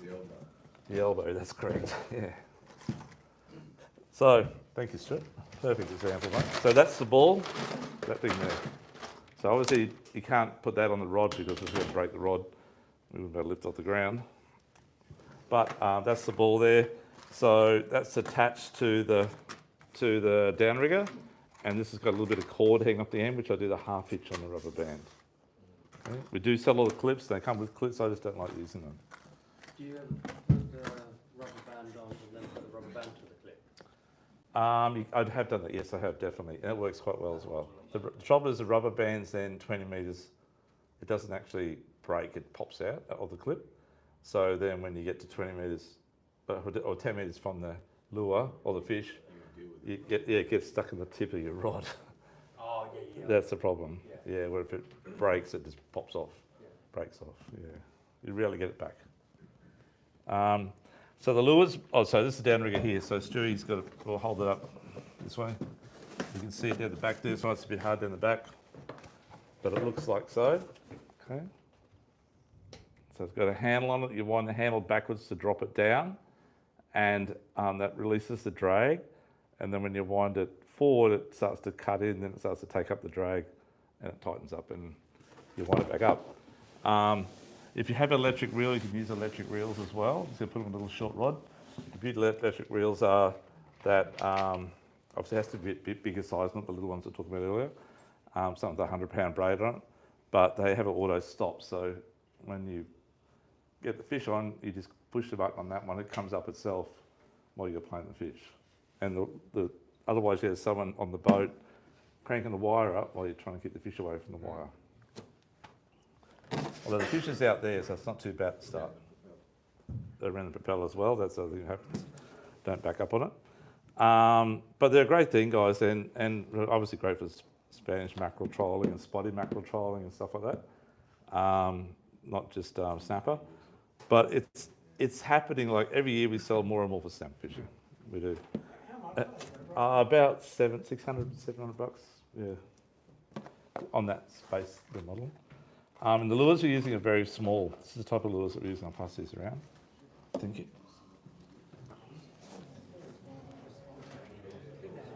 So any questions on that at all, folks?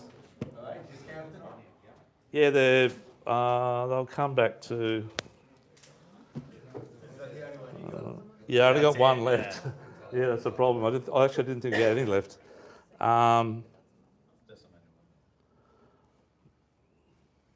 They'll be around about, I think online about $689, I think, somewhere around there. It'll come back to probably around around $589, $600, something like that. Yeah. And lure size, try and keep your lures at about a maximum about 100 mil, 110 maybe. I just find that sort of size that's coming around now is the perfect size for them. And they just inhale it. And they're always quality fish. You rarely get anything under 45 or 50 centimetres. Always quality. I think this is quite popular up in the bay fishing too. I was going to say, could you troll them without the downrigger in sort of 6, 7 metres? Different lure needs to have a deeper bib on it. We do have lures that go down 8 metres that are small, and they do work. Yeah. So what size ball would you go for out here?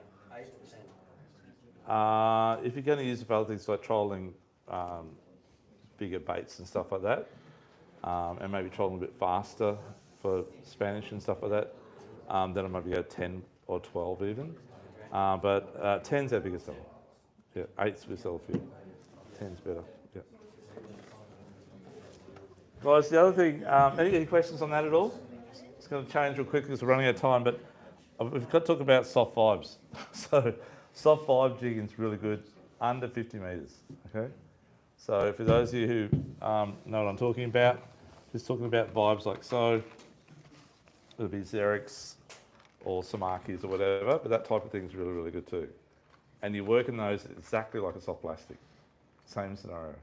Same cast, same hopping, and same slow fall. Do you go as light with soft plastics with them, or is it gram per metre type thing? It's similar. It needs to fall slow. Yeah, so they actually, although they do sink quite fast actually, because the way they're shaped, they fall a lot better. And they swim down, which is really good, so you get hits on the fall. But yes, well, 30 grams, we'd like to use that out to probably 65 metres on that light line, but it could be cast up current. Yeah. I'll just pass a couple of those around too, Stu.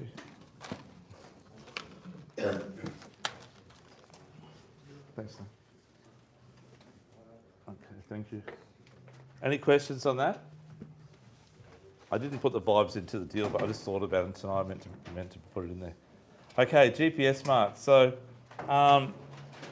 does everyone here fish on the Gold Coast or come down to the Gold Coast to fish? Yep, cool. Okay, so I've done 3 areas depending on the size of your boat and what you're comfortable in travelling.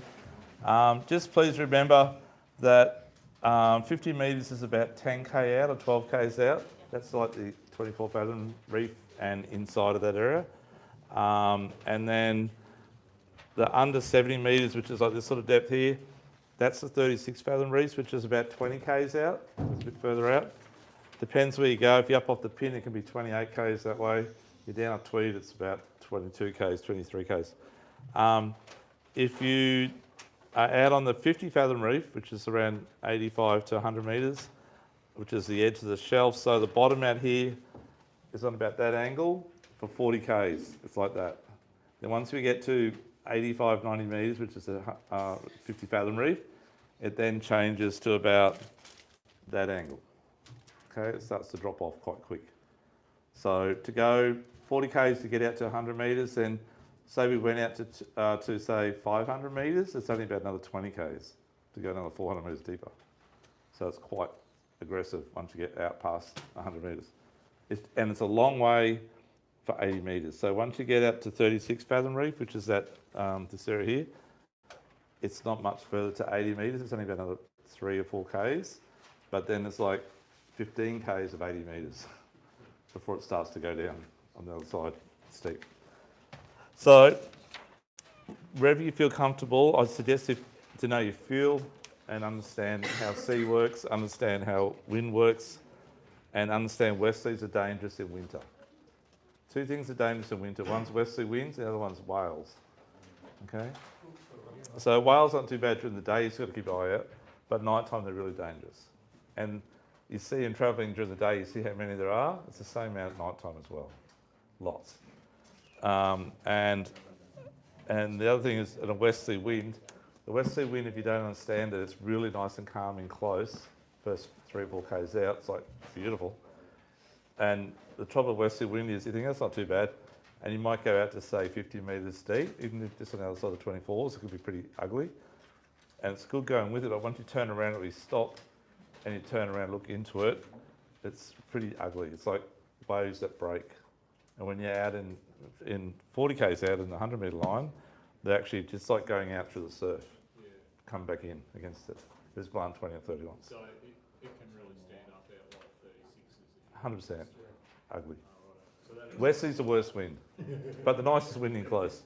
It's a good cobia wind or snapper because wind. we're out at 36s and we're like, it's like, 1.5, 2 metres sort of up and down and around. And With Westerly? back in. Yeah, it's ugly, wasn't It's it? like it's glassed out. Oh, when you're getting closer. Yeah, Yeah, that's right. back in. That's what I'm saying. It's a nice wind for the first 4k's. There you go. Yeah. The opposite, like, if So- you go up inside and then at the 50s and you go flat. Clear.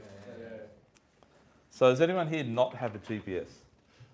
If you should nearly all have GPS on your boat these days, but if you, and the other thing I suggest you do is put the Navionics app on your phone. I keep saying all the time.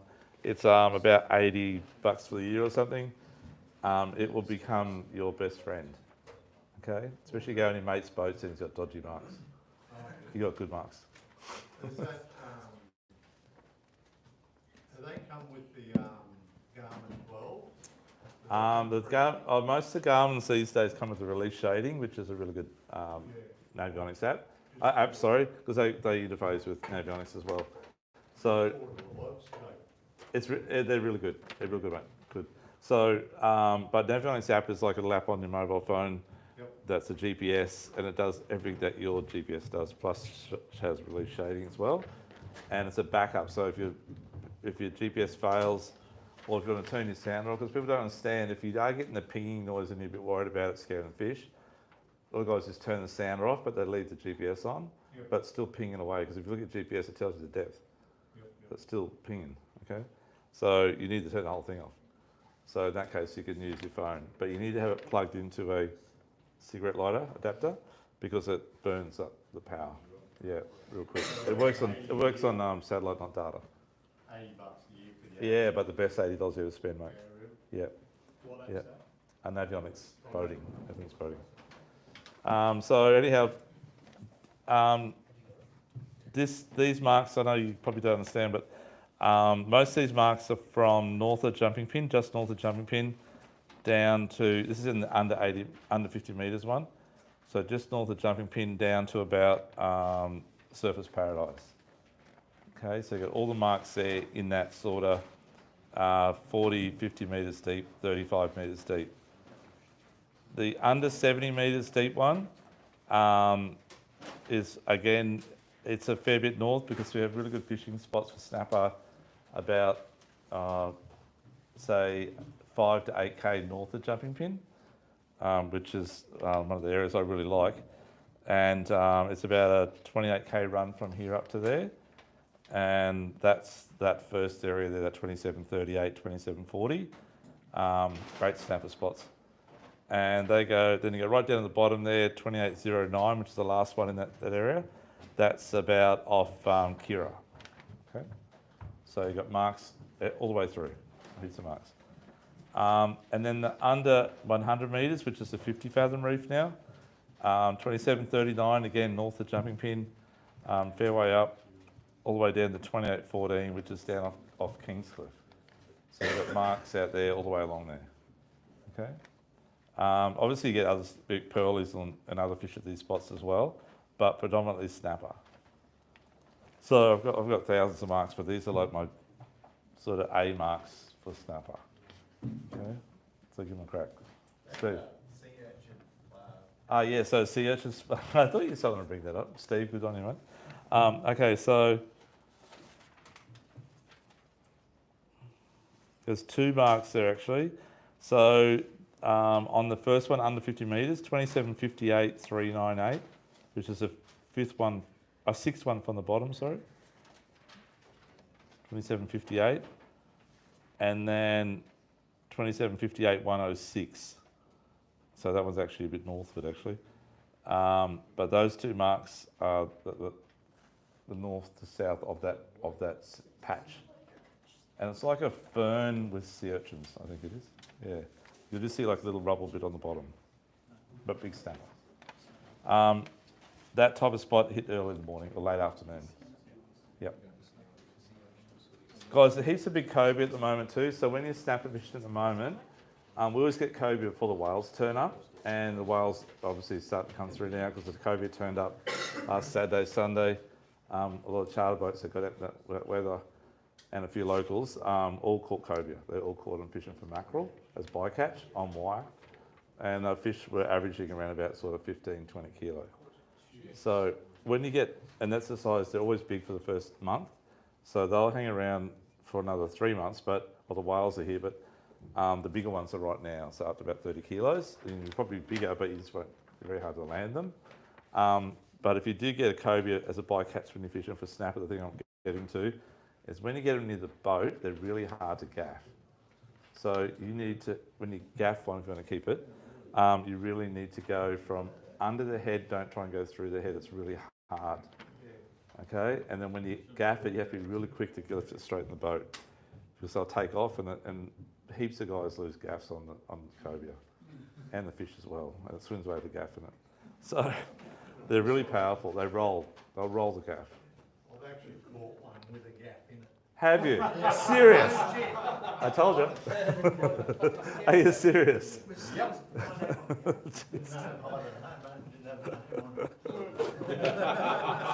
I'm not buying that. Yeah. I believe you. Yeah, you did. Yeah, I know, mate. I think I've done a proper 2 gaffs myself in my younger days. but they roll when you gaff, and so when you go from under the head, underneath the chin, or the gut's quite soft actually, so you got to go around the gill area from under, and you're going to lift them straight in the boat as fast as you can. If you don't, they'll just do a roll straight away that way, and they'll rip it straight over your hand. Yeah. I Okay. had two last Sunday. Bycatch. Oh, you got them, is it? Yeah. How big are they? One metre and 1 metre 10. Okay, good size. Yeah, And probably then 8 kilos. About 3 of them, they called moray things Oh, remora, yeah. which are like the As well, yeah, they can turn up to Wales as well, so they hang around the cobia, yeah. The brother from another mother, those things. They look the same. With the blood that comes out of them, it's just... Yeah, but the good eating the cobia. So just as a bycatch, so just if you do get one, be prepared to try and do as I just told you. Okay. Any questions at all? No, everyone's good, ready to roll? Okay. Before we do the draw, just real quickly, we just got a couple of deals on these combos as well. Oh, sorry, Stu. Yep. Thanks, guys. So we never talk about that part of it in front of those in front of the people.